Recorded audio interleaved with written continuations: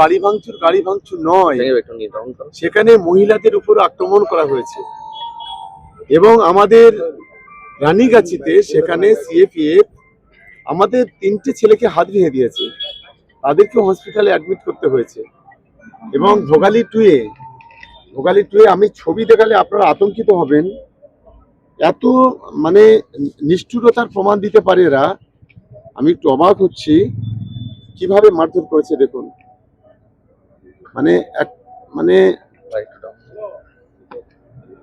কি অবস্থা দেখুন, কিভাবে মারধর করেছে, একদম মাংস ফেটে পা ভেঙে পুরো চলে এসছে একদম গতকাল রাত্রে।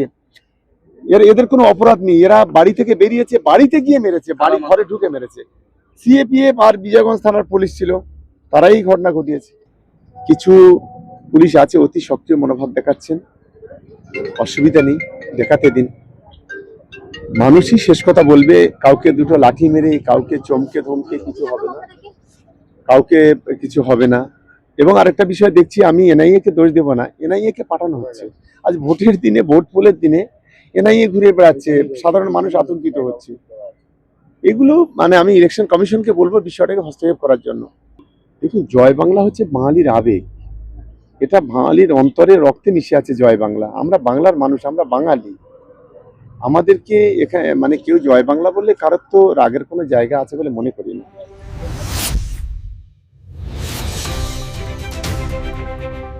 Vision News 29